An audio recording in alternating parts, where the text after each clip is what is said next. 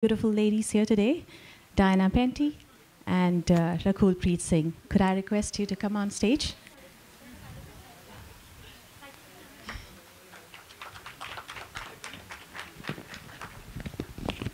Hi, it's lovely to see you. Yes. Hello. Hi. Hi again. Do stand for a moment. I'm just.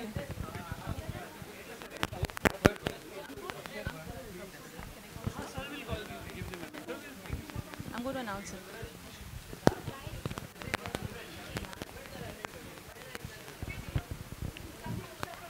Ladies and gentlemen, do please take your seats as quickly as possible so that we can begin. We are very eager to speak to. No, give me a moment. Okay, so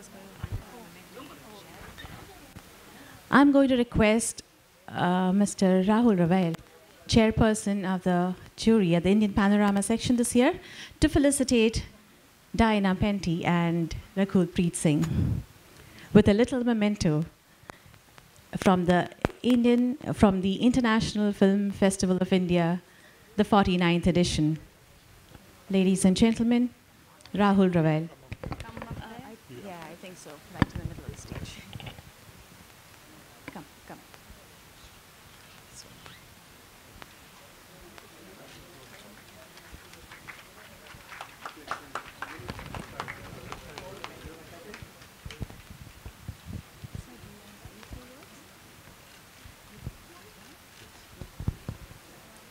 Thank you so much, sir. Do take your seat.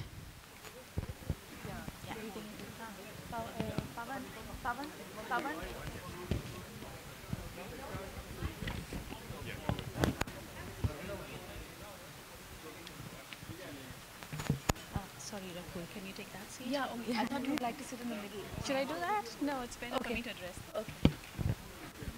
Yeah, otherwise you have to put Yes. left, right. Ladies and gentlemen, the two beautiful ladies and extremely talented actresses, and of course the topic for today is from the ramp to the screen. So what is it all about? Let's find out. Of course the ladies do not require any introduction, but I'm going to anyways do it. Diana began her modeling career with Elite Models India, and she was said to have a very international look, which took her to a different level altogether. And of course, we've seen her in a lot of brilliant Bollywood films, right from Cocktail to Happy Baag Jayegi, Lucknow Central, Happy Fir Baag Jayegi, and Parmanu, the story of Pokhran. So she's had a very interesting career in Bollywood. She was also the best female debut. She won the best female debut UK Bollywood Cosmopolitan Awards in 2012 and female debut at Vogue Beauty Awards 2012. Rakul is a South Indian film actress who largely, predominantly acts in Telugu film, but has done a lot in Bollywood, of course, and Tamil films as well. Currently, she is appointed as the brand ambassador for Beti Bachao, Beti Padhao, program by the Telangana state government. She was also a contestant of the Miss India pageant. And the winner of the Best Actress Award at Geo Simon 2017. So the obvious questions to both of you, your modeling career, then going on to the silver screen. Diana, I'm going to address this question to you. When you started out and then moved on in 2012 to do Cocktail, what was it like for you to walk the ramp and then straight into the silver screen? It was quite a transition, I must say, because both are completely different from each other, acting and modeling. And I think I wasn't sure what to expect exactly. I was just thrown into this film without even thinking about it. It all happened so quickly. It happened overnight, in fact. You know, I auditioned for Cocktail, and the next day they told me that you're on for the film. So I didn't really have time to think about it. I just said, you know what, this is an opportunity and I want to take it. And only later did I start thinking about what I had done. But of course, it was the best non-decision of my life. And but I didn't know what to expect. So there was a huge transition and change for me. You know, as an actor, as a model, you have the freedom of living a normal life and, you know, just being, doing everyday things. But as an actor, I guess you don't quite always have that freedom because you know, there's always people watching and you're under scrutiny and you have to be careful with what you say and do. And so yeah, that took a while to get used to. But now here I am, and I feel way more confident about everything. You know, and I love what I do. But yes, it did take me a little bit to adjust. Thank you so much. So it's interesting, isn't it, how one just jumps into the deep end of the pool and then learns how to swim. Was it something like that? Pretty much, it was because exactly you didn't like really that. think about it, dream about it. No, I didn't. It's not even, acting was not even something that I had, you know, grown up dreaming that I would do, or it's not like I stood in the front of the mirror and said, I'm going to be an actor one day. I didn't even think that I would model because I was extremely shy, very introverted, and I was quite a studious type. So I was, you know, I was focusing on my college, and you know, I was doing a bachelor in mass media, specializing in advertising at the time. So I just assumed that I would move on to doing a master's and then, you know, do a marketing job after that. And modeling just kind of happened along the way, and I thought, why not make some pocket money? And that's how I started modeling. And you know, from part-time it became full-time. And before I knew it, acting happened. So just everything in my life has been completely unplanned. And I think that's how I'm going to go ahead living my life as well, one day at a time, not planning way in advance, and because that just never works for me. Thank you so much for that. And obviously, Rakul, I'm going to ask you the same question. Did you ever dream about being in the movies? You also were used to walking the ramp and, you know, very confident and comfortable with that as a career. And then you walked into the silver screen like Diana. So did you dream about it, or was it something that just came along? So for me also, it's a similar story. I was one of those girls who, like every other girl, wants to be an actor but doesn't know how, you know. So it wasn't something that I was obsessed about. I knew that I wanted to give priority to my studies. I was studying mathematics at that point. So my dad told me that after 18 you can get your pictures clicked. So I remember that 2 days after I turned 18, the first thing I did was got my pictures clicked. And within a month I got a call for a South film, and then I didn't even know that the South industry existed because I'm from an army background. I did not grow up on a dose of films. I knew I wanted to act in Hindi, as if I have some godfather there. But I just knew that I wanted to act in Hindi films, and I refused the film. And then they called me again, and then spoke to my dad. And I remember doing the film for pocket money again. I thought that I'm going to make money in lakhs, and my pocket money was 2,000 because my dad had very nicely calculated in school that, okay, 20 days, 100 rupees a day, that's all you get. And I was like, wow, I'm going to get a car, and I'll be the first one in my friends to get a car. I want to buy, you know, a Swift or a Ritz at that point. And I did the film. I was 18. I just, yeah, like I said, I just turned 18. So that was my first brush with acting, and during the process of shooting for that film, I realized that I really enjoy this and this is what I want to do, but I'm going to finish my studies and then get back to acting. And that's exactly what I did. I finished my college. I did Miss India during my final year, which you mentioned, and then films happened. And has it been a smooth journey? Have you been comfortable in front of the camera? How has it been? It's been an amazing journey. I would call it smooth because I don't like to use the word struggle. I think it's a journey that teaches you a lot, that you grow along with. When I stepped into the industry, I had no idea, coming from a very protected army background, and then you're in Bombay where you're trying to, you know, compete with everyone, and there are thousands of people who come to become actors. So I'd just say that it was a very welcoming journey. I think I've been lucky that I found very, very good people all through. And it's been a learning, you know. I have grown immensely when I look back 7-8 years, you know. Yeah. So I think the reason I'm going to ask this question is most recently, I think everybody, the audience would have seen you on the Maza ad. Right? Yes, both of us. So two of you along with Aditi Rao Hydari, and of course the music has been composed by Music Maestro, so it's gone to a different level altogether. Was that fun? The two of you being together?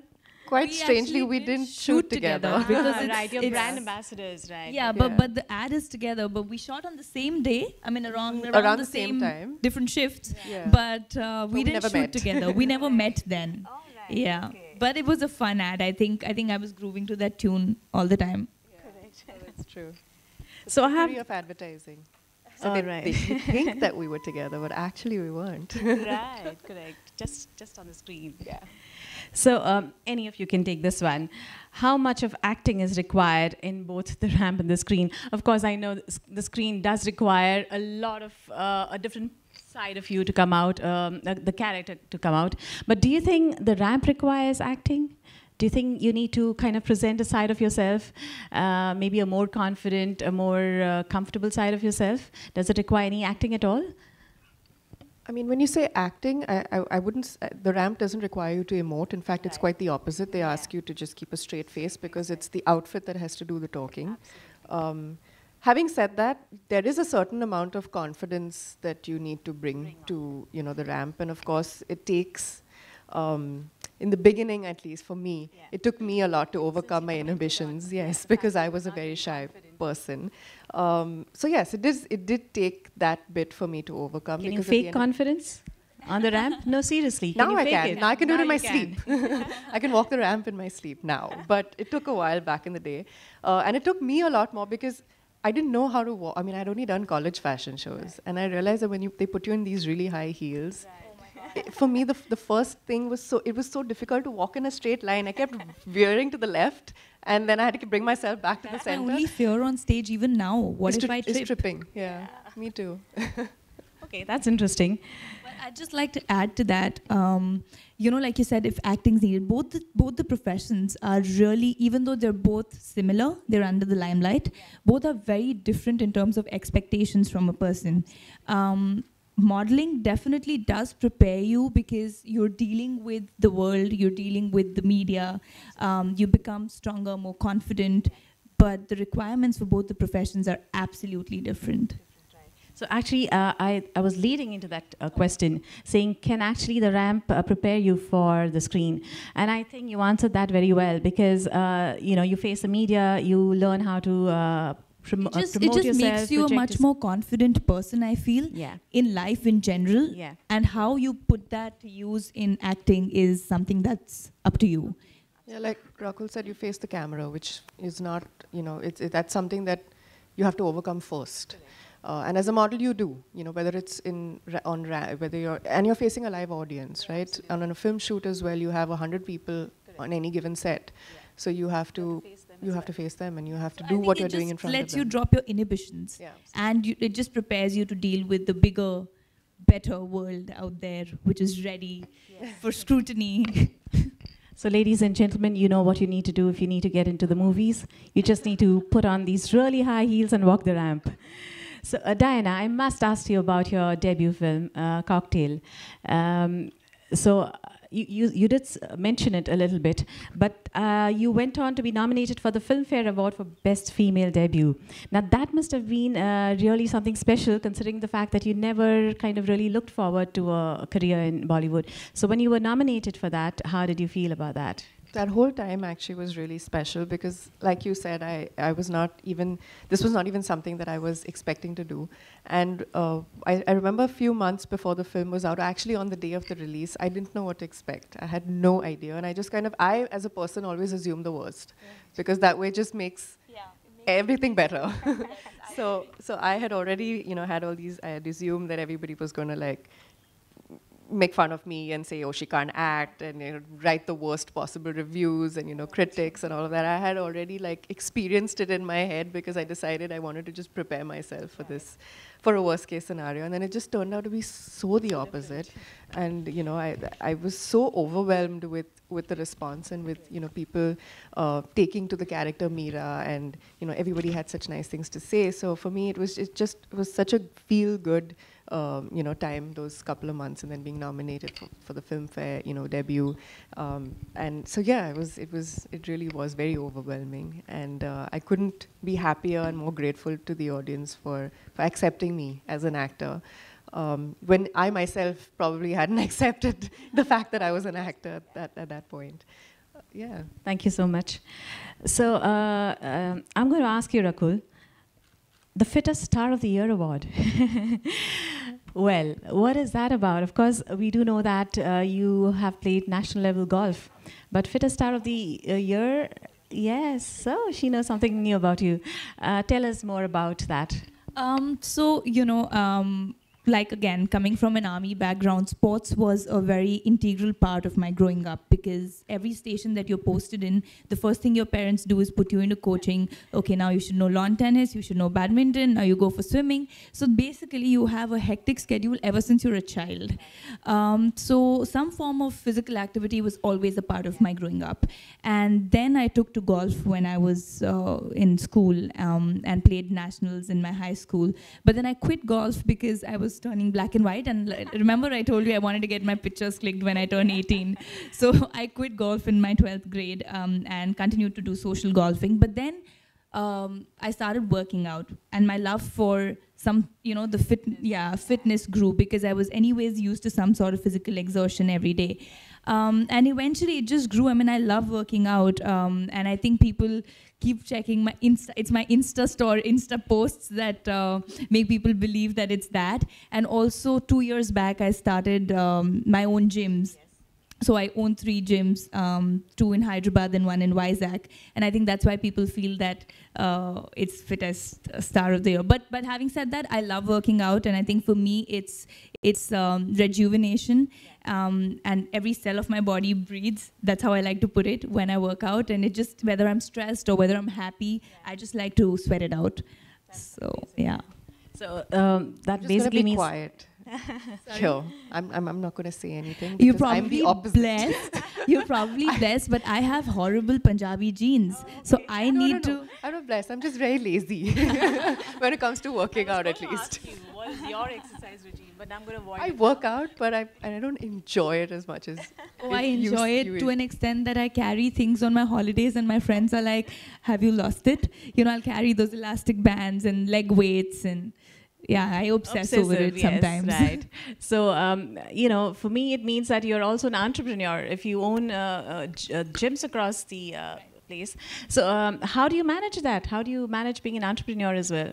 See, I feel you can manage anything in your life if you're passionate about it. And it's been said, if there's a will, there's a way. And I personally feel that I'm the kind of person that I can, whether I'm working, whether it's my profession or any business or anything that I do, I need to be really passionate about it. Fitness is something that really interests me. And when I look around, I feel that it's the most neglected. Now, of course, people are more aware, but health is something that people don't really care about. And I feel that how you treat your body is how your body is going to treat you, 20 years down the line, years later.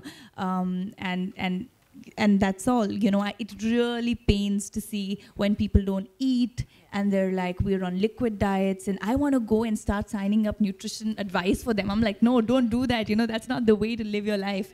So just kind of instilling a better lifestyle is something. Even my gyms, it's called F45 training. The motto is that it's life-changing. We don't talk about fad diets, and it's just a lifestyle change that you need to bring in, and you're doing it for yourself, not for anyone else.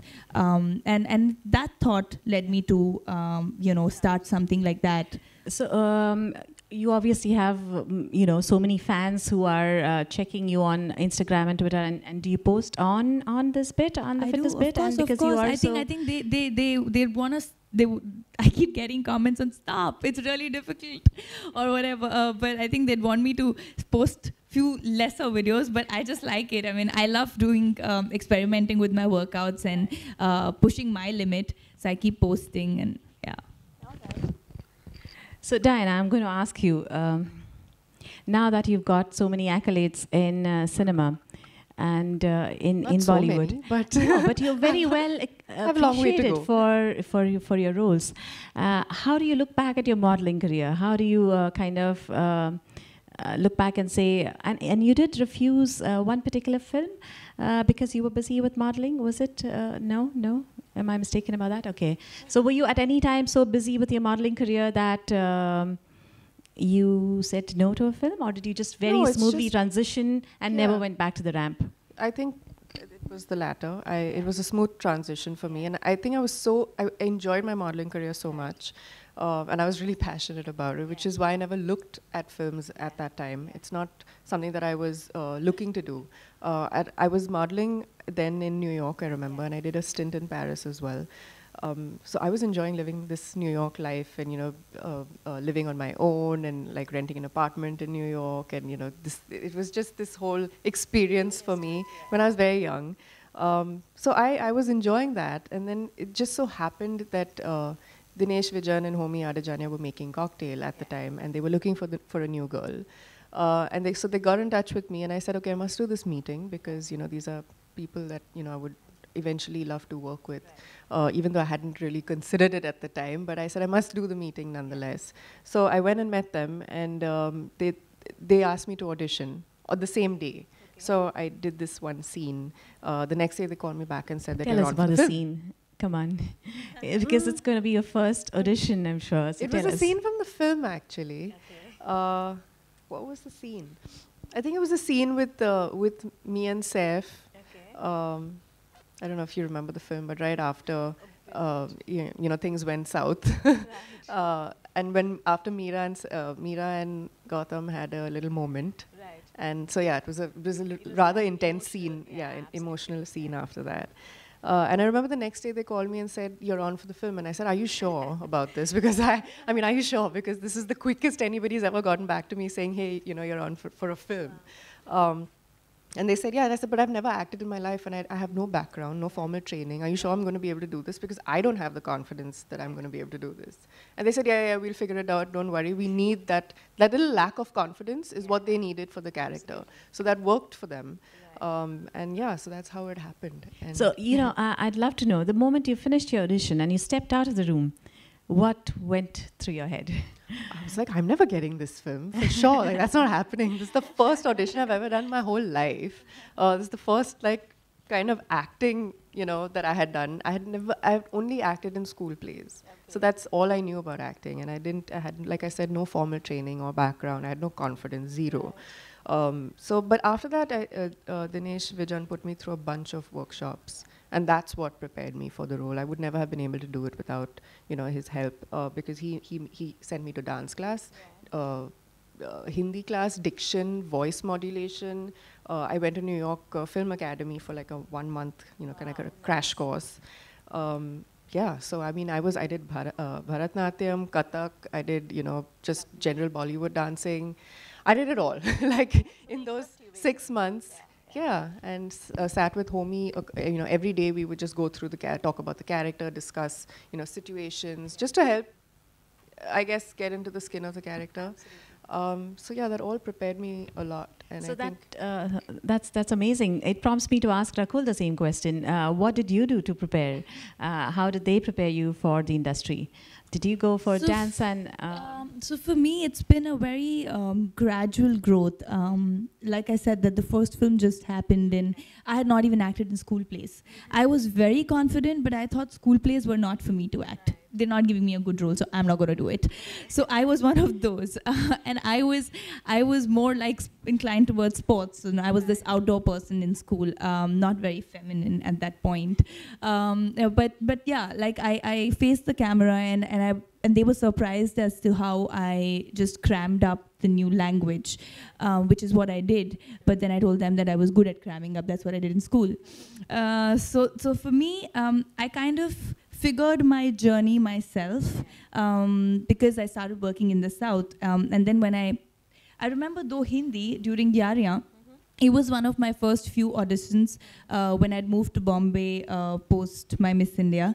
And at that time, I auditioned and I completely forgot about it. And I got a call after 3 or 4 months saying that you're on for the film. And I think they put us through a bunch of workshops, but not dancing and all, just about going through, getting into the skin of the character and doing our readings. And she told me, you should walk like Saloni, you should talk like Saloni, Divya, my director.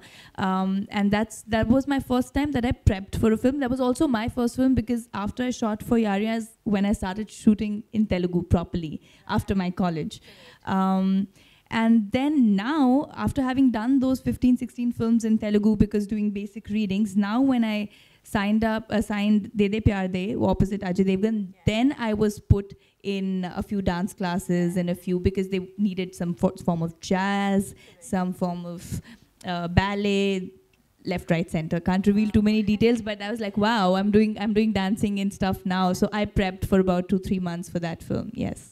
It's amazing how much you learn on the job, though. Isn't it? Yes, it is. It That's is the best And learning. it's exciting as well, I'm sure. And that's the reason I said some time back that I don't like to call it a struggle, like people say. You know, it's a learning process. How you take it and how you grow with it is something that's in your hand. That's interesting. So, what the lovely ladies are saying to us is that one just needs to take it as it comes and embrace it completely. And believe in yourself. And at all believe in points. yourself. Absolutely. Confidence. Nothing like confidence. Persevere. Yes, I think perseverance is yes. the most important thing in this industry. Yeah, you can't give up. You've got to keep the So, faith. then I'm going to ask you this question. A strange one, but I'm going to ask it anyways. Are there any struggles which are common in both your careers, in modeling and in... I know you don't like to think of it as a struggle, but is there any challenges? Let's not call it a struggle. Are there any challenges that are common in both walking the ramp and making your way onto the silver screen? I feel challenges are there in every profession. It's not just modeling or it's not just films. The uncertainty of getting a certain project because you are incomplete, you're an outsider. You don't know anybody. You're trying to make your own way. You don't know what is the right decision or what is the wrong decision. Like, for example, me, I made a lot of mistakes. Like, I did that first film, and you won't believe me, when I was in college, I after that film released, I started getting a lot of films, and I told them, 60 days, I'm not going to do it. Do you know I'm doing maths honors? If you have anything for 5 or 6 days, let me know. So I did 1 or 2 things which were special appearances, and I refused lead roles, and I didn't even know that you're not supposed to do that. Okay. So that's something which, that's a learning. Now, those are the things that's why I said that, the uncertainty of what's going to come to you or how you're supposed to kind of have your career graph is something you learn on the job. So that, I think, is a similar thing if you're an outsider. If you've not grown up on or from the industry, in the industry, I guess, yeah. Yeah, no, I completely agree. As I have no, industry connections and family connections. I'm from that point of view, and I don't like using the word outsider because now I feel after I've done 5 films, I don't feel like an outsider anymore. I feel like I'm very much part of. I'd also not say outsiders. But yes, my family is not a film family, and that always is a challenge. That does. It's the truth of it. It does make life harder. It makes it much more difficult, to get the kind of projects that you would ideally want. You might have to do a few projects that you don't entirely believe in until you get the ones that you really want, or whatever. Everybody's struggle or challenges are different. But yes, I would say that you have to be a lot more persevering. You can't give up. You have to believe in yourself. And you have to do as much work as you can for people to sit up and take notice of you, to take notice of your talent. And then it doesn't matter anymore whether you're from the industry or not, because then they will cast you for the actor in you. At the end of the day, what does last is your talent and your perseverance and how passionate you are about your job. Also, there's the ramp and then there's a screen. And then in between, there are the ad films. And I think most of us kind of see you doing so many ad films all the time. And you are actually brand ambassadors. You are actually saying that I endorse this brand. So tell us about a few of your ad campaigns, Diana. And have you really strongly believed in, have you enjoyed doing the ad films that you have? Yes, of course. In fact, that's something that I've been doing even when I was a model. So that it also, like I said, comes more naturally to me because I've faced the camera, especially for print ads and a lot more. And it's always been something I've enjoyed. And when I think about it, I like I said, I was doing a bachelor in mass media specializing in advertising. So even in college, I was studying advertising, but the other side of it. And then once I started modeling, I realized that I was on the other side of the camera. But it kind of helps because you know exactly what the client is looking for, and you understand the nuances of it. And it's interesting. It's interesting to kind of be on both sides and to know what's going on as opposed to being completely clueless. have you tell us about your my yes. advertisements? Yes. In fact, while I was modeling, I was more into advertisements than ramp because I always enjoyed the camera. And I feel it's fun, you know. I mean, ads and films are very different. You tell a story in 30 seconds in an ad film, so even your expressions are very, I call them 48, like they're fast forwarded, you know. So everything is a little more fast. So the story has to be told instead of being in 20 minutes or an hour or a scene in a film, it's like few seconds. So I enjoy that a lot. Yeah. Does it become hectic? I mean, if you enjoy your job, I don't think anything's hectic. I believe that. So there's this. I'd just like to share this. It just came to my head. I read this somewhere that when you go back home and when anybody who's working, you know, you look forward to the weekend to do your hobby. It's time to make that hobby your profession. So when that hobby is your profession, I don't think anything is tiring. I'm the kind of person who can work around the clock. So I love it. But having said that, I don't think ad films are obviously as hectic as films, because they're like 1 day, 2 day jobs as opposed to 60 days or like 80 days. So this, I think, is a question I'm going to ask on behalf of the audience and everybody else who'll be watching. What is it that you would like to tell aspiring actors or models? What is the message you'd like to give them about your journey, how you have traversed it, and any specific learnings that you know can surely be lessons? Well, a few things actually. One, I feel that it's important to acknowledge the fact that it is difficult to break into the industry if you are not from a film family. But having said that, I think that it's very important to keep, like I said, persevering. You know, you have to keep at it and keep the faith and know that there are a lot of filmmakers out there that are looking for new talent and are happy to back new talent. It's about, you know, being at the right place at the right time and of course having, you know, the talent as well. So, sorry, I am interjecting, but does it mean going to auditions despite knowing that maybe you'll never get through? No, that's what I meant, that you must keep persevering because it is important to do that. It's important to kind of, you know, do as much work as you can to show for yourself so that somebody can, you know, one day take notice of that and that might, you know, just be your breakthrough. So I think that that's important. But I also think that it's really important to keep honing your skills along the way and, you know, bettering them. And whether it means doing workshops or whatever, you know, watching more films, observing, analyzing.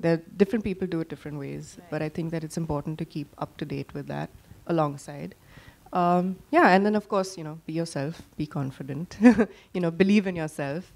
And yeah, it eventually does pay off. It does. Thank you so much, Diana. Rakul, I'm going to ask you the same question. What is it that you're going to say? What are those couple of things that you can say to the audience? Adding to everything that Diana said, I think the most important thing besides being you know, having perseverance and keep working is not to be delusional.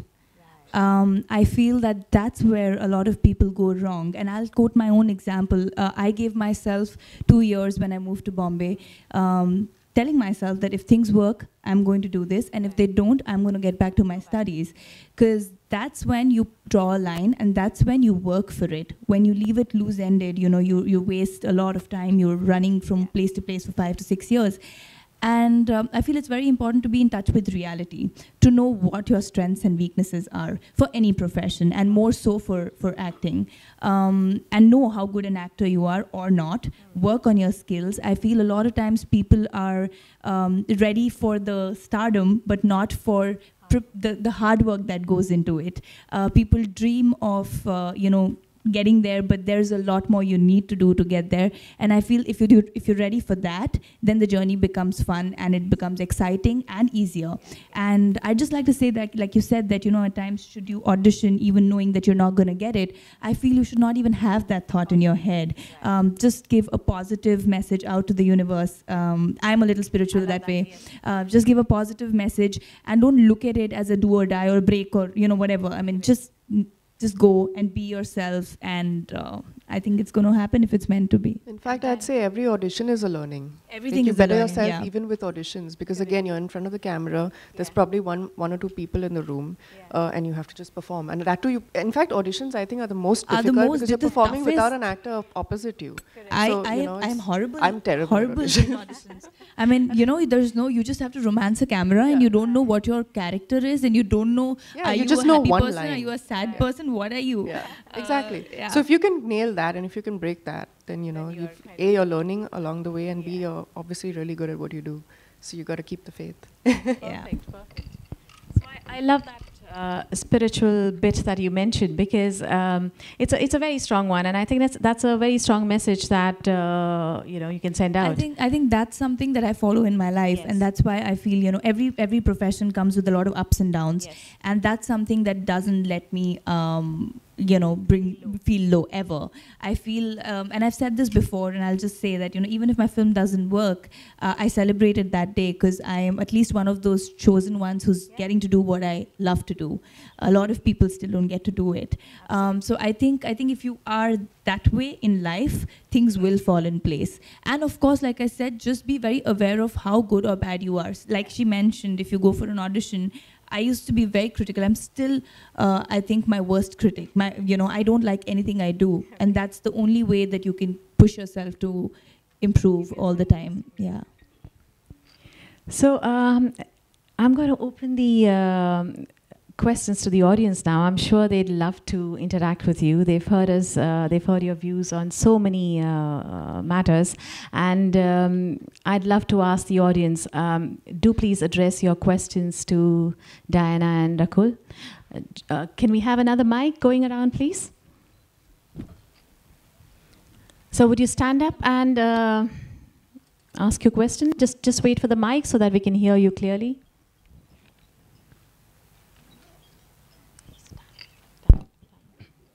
Hi.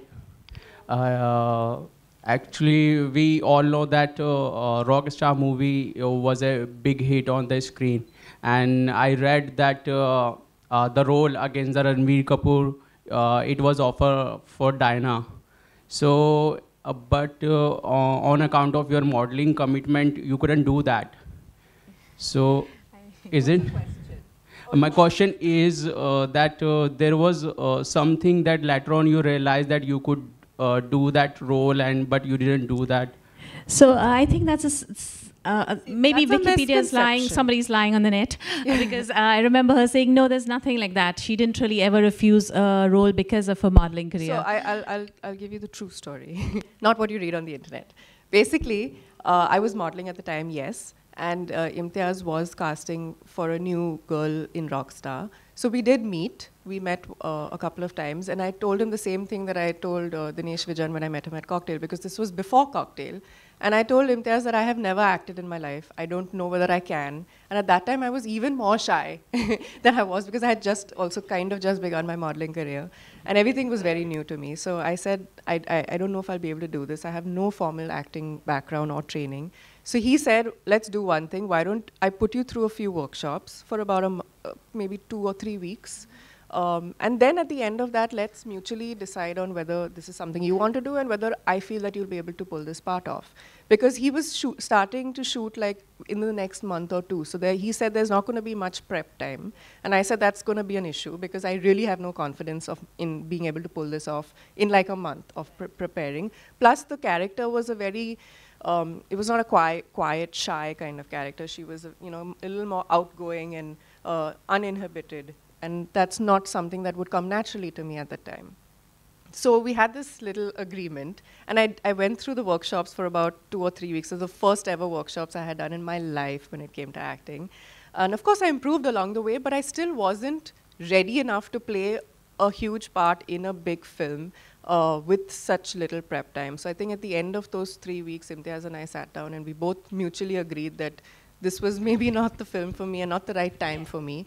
And I went back to my modeling, and he went about with his film. But he kept me in mind because he knew me by then, and he realized that I was the kind of personality that I was. And it turned out that 2 years later, when he had written Cocktail was written by Imtiaz. And so he kept me in mind, and he told Dinesh, Vijan, that, you know, there's this girl and you should meet her because I feel she fits the part of Meera perfectly.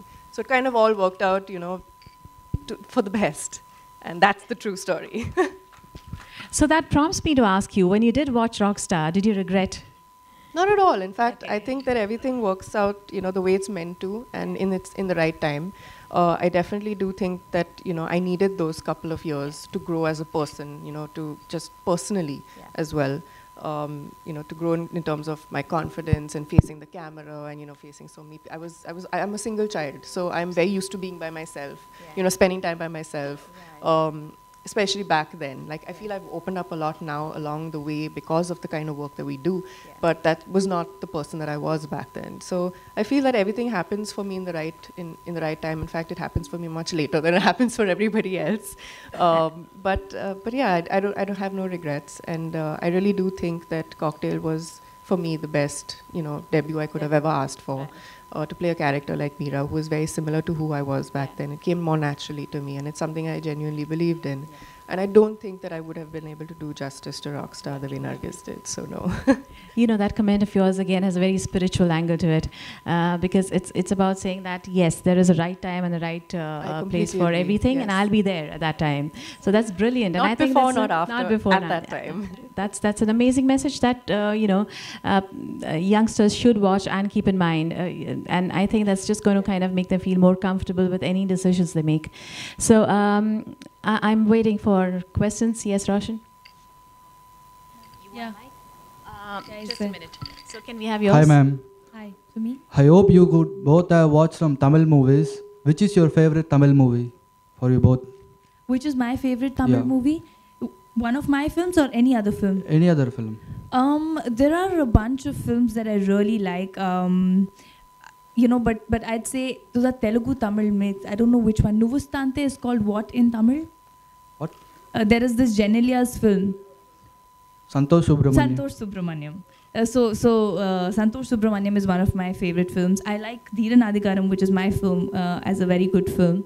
And I think recently a lot of amazing Kaka Muttai is again a very, very good film. So a bunch of films that are very good.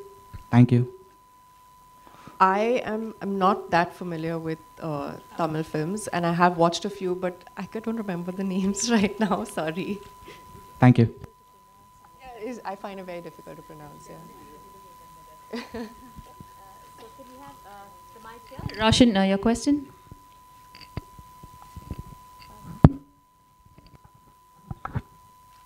Hello, my name is Roshan Raikar.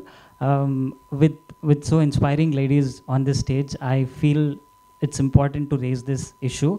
I feel really concerned about women's safety in India, and with that in mind, more concerning is that we've been brought up saying that, you know, ladies should come back home, you know, within time, and, you know, you should be protected.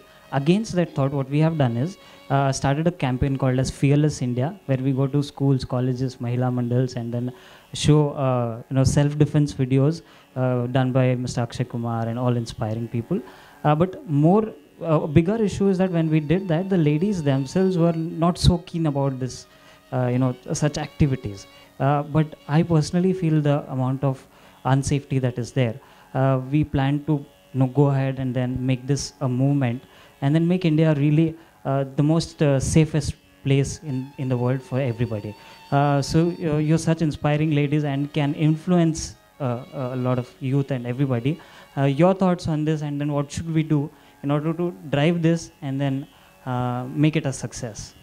Is your aim to create awareness about self-defense or actually teach self-defense? Both together, yeah.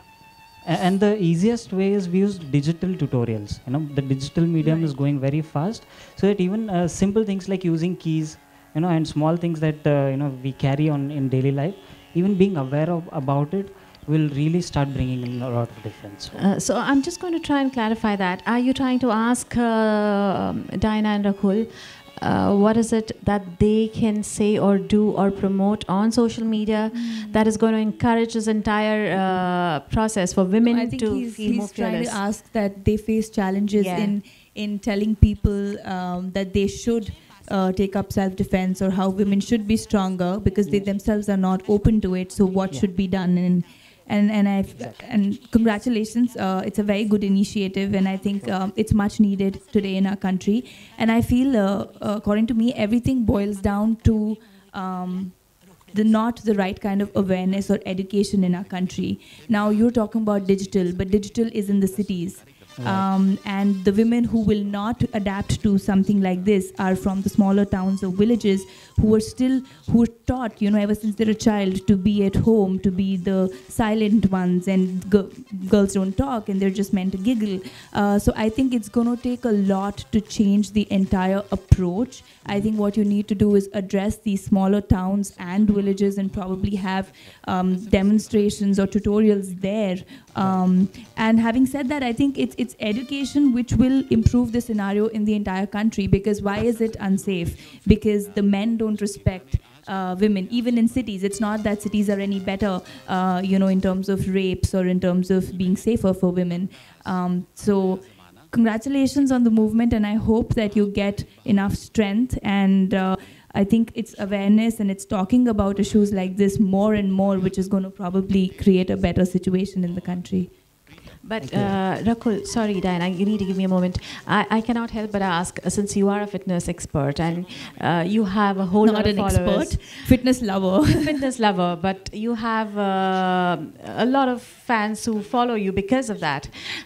Is there anything specific that you can do to kind of actually get the message across? Because you have a fan following. Right. And all of us, I think, have got something that we can lend to important things like this. I have said this a lot of times before, that fitness is not about just being thin or being fat or thin. It's about being fit.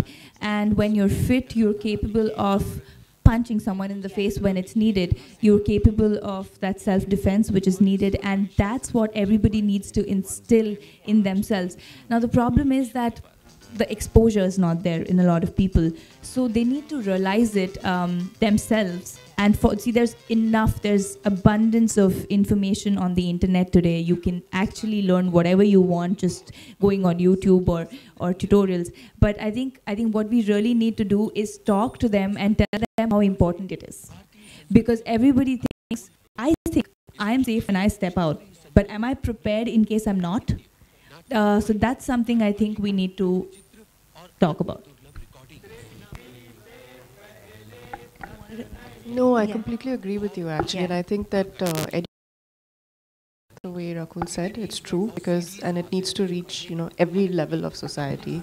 Education, not only, for the girls in terms of the fact that self-defense is important and, being not just fit, but, in terms of actually self-defense, learning certain things that will keep you safe, learning tactics, whatever it, involves. But also education at the home level, to the boy child, because at the end of the day, they need to be instilled with values like respect for women. It's not just your mom or your sister, but I just feel it's such respect a for women across, society. That's right. It's such a sad state that we're having to actually discuss what can be done for safety of women. I mean, it's so sad that why? I mean, if the men take it up upon themselves to respect every, treat every woman with respect, I don't think we're going to have to discuss this ever. Diana, I'm also going to ask you, since you commented on that, do you think people even lay any emphasis on mental fitness? It's actually saying that am I training or even giving the right message to both the girl child and the boy about how do I mentally strengthen myself? How do I mentally protect myself? And because I'm mentally strong, I'm able to protect myself physically. What are your comments on that? You mean to be mentally strong, or do you mean mental conditions that aren't being addressed? Because I feel like it's mental conditioning. I think it is mental conditioning about actually saying that, yes, I can learn kickboxing, I can learn martial arts, but what am I saying to students, to youngsters, to a growing girl that will tell her that if you are mentally strong, nobody can come to you, nobody can harm you, nobody can do any damage. And I think that's a big part of staying safe and being safe. It is, but I think that goes hand in hand with physical fitness and, as well. I was just going to say that, you know, when we're kids and when we're in school, there's sex education classes that happen, but we all look down upon those classes. I mean, I remember that we're embarrassed about it and we don't want to take those classes. I remember having done that.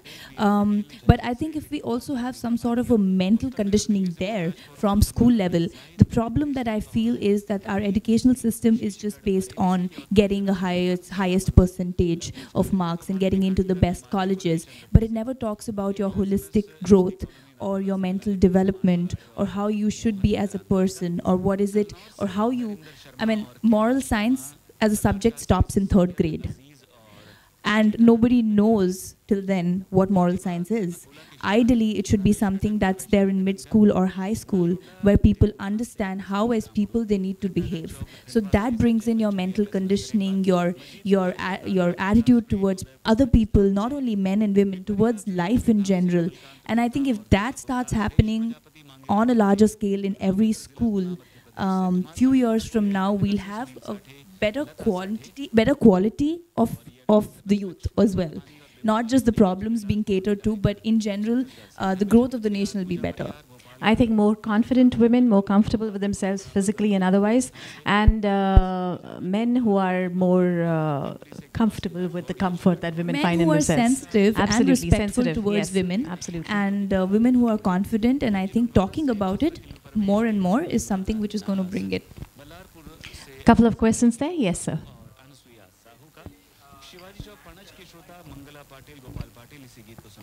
Basically, as an actor, if you are getting a script, what do you look into it, research and like think what I have to observe? Wow. What I have to observe, what steps I have to take. But there will be some instance that when you feel that like, yeah, I don't need to observe. This character is made for me, perfectly for me. I don't need to do any research. Have you ever felt when you got some script, any of the script which you have done? Who are you asking this question? Both of you. I give, to be very honest, I give research and preparation for every character that I do the most importance. I think that for me is like the most important part of the filmmaking process as an actor. I do not, whether I completely relate to the character or not, I still would like to, do a little prep, in terms of the kind of scenes that I have, whether it's even sitting with the director and chatting with him about the character, just to learn more and more about the background, because these things obviously help you when you're actually on set and you're actually performing a scene. These small little nuances definitely take you a long way. So for me, prep is very important. Prep is important.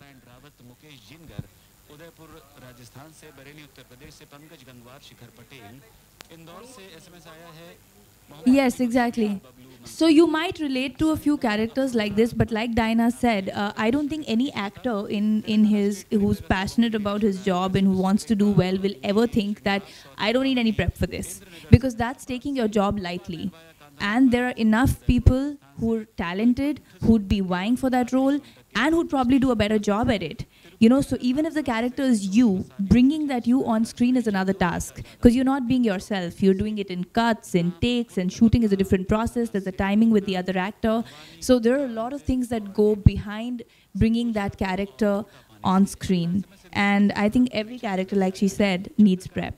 And no two people are exactly the same. So even if somebody's, like a character I'm playing is very similar to me, similar is still not the same. There are still certain things that you can add to that character to make that character not Diana. Because at the end of the day, I'm not playing myself on screen. Yeah. Hello, madam. Hanji. Sir. Yes, can you have a mic, please? Yeah. Can you pass him the mic, please? See, I'm from Andhra Pradesh, but I'm living in Goa for the past 28 years. Wow. And I do watch your Telugu movies.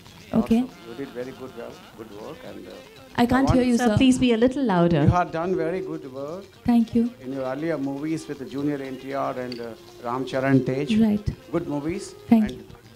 They come here. It's working. They come here in the INOX and we watch. Okay. Thank you so much. Very nice. But I want to ask you some economy question in the Telugu, not about the international cinema, only Okay. Okay. Telugu cinema is being controlled by only 4 families. You want to kill me, huh? It's just like a mafia. True, it is true or false, you tell me. 4 family mafia is controlled. I wouldn't say that, sir. I would say, yes, it's dominated by them because their presence has been there over the years. But there are also newer people like me who are not a part of that family like you call, or like a Vijay Devarkonda who comes from an absolutely no background, and there are so many other actors like this. There's a Ram, there is, so I would say that just because their family is huge and everybody chose to be an actor doesn't mean that they are controlling the Telugu film industry. I think they're doing some great work. And only if you're able to deliver that kind of work can you sustain for generations together. We'll Give him a take mic now, another question, just another couple of questions. हाँ, नमस्कार madam. नमस्कार. उनको mic तो दो ना, उनका question खत्म नहीं हुआ.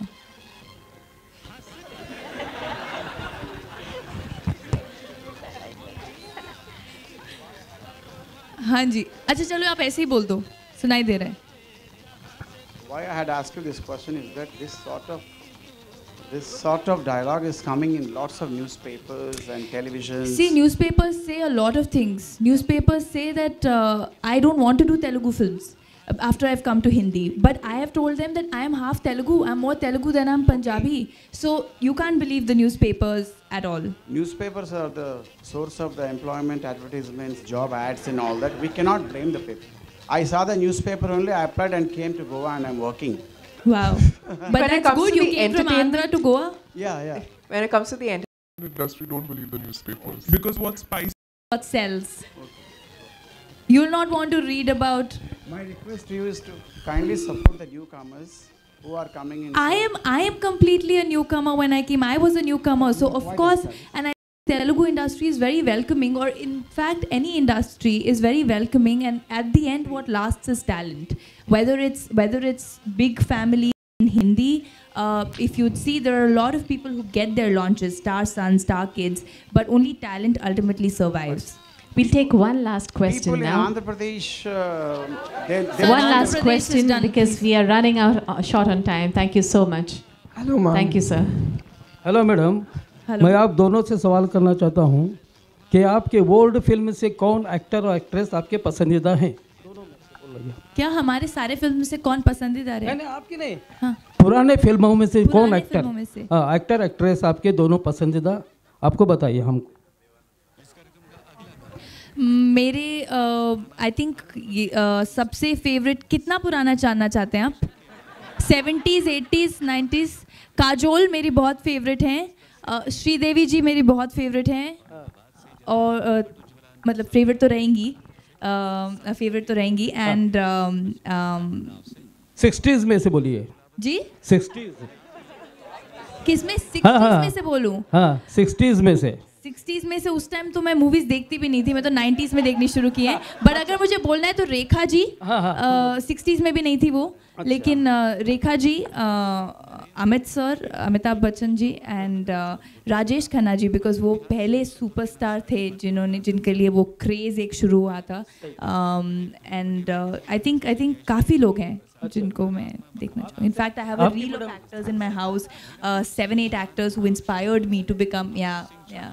सर मैडम आपके for me, okay. Getting angry. और आपका स्टाइल देवानंद स्टाइल है एकदम.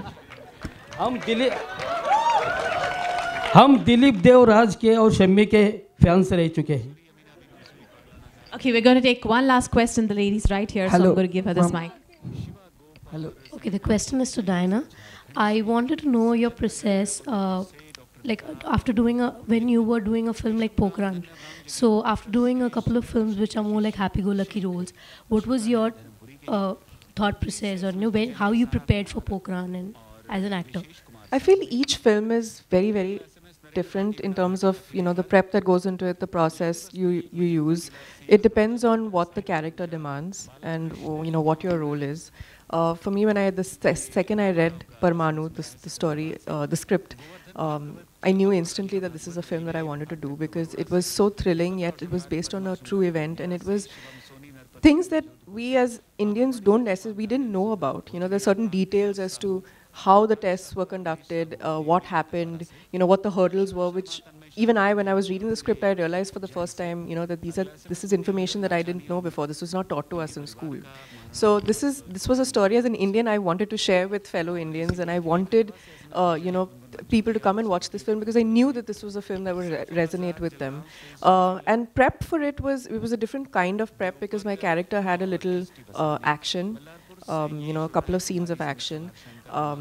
So for me, I had to do a lot of kickboxing, which I had never done before. I did a couple of months of kickboxing training. You know, I was working out and doing strength training, and because it requires you to be, even though the scenes are few, you're still shooting the whole day and you're doing the same cut over and over and over again. So it needs you to be kind of strong and, you know, to build your stamina. So that was the prep for my character. And then, of course, sitting with the director and trying to find out more about, you know, what actually happened back in '98, to try and find out facts that I didn't know, you know, about the mission, about the people on the mission, how it actually came about.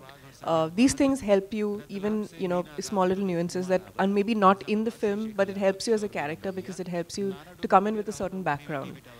So that for me was the prep. And I also watched a few films which had female leads in action roles. That helped me a lot to observe the body language and to see how they go about things. That for me was the prep, yes. Ladies and gentlemen, I'm afraid we'll have to say goodbye and thank you very much for these extremely beautiful, extremely talented, very warm and very well-spoken ladies. A huge round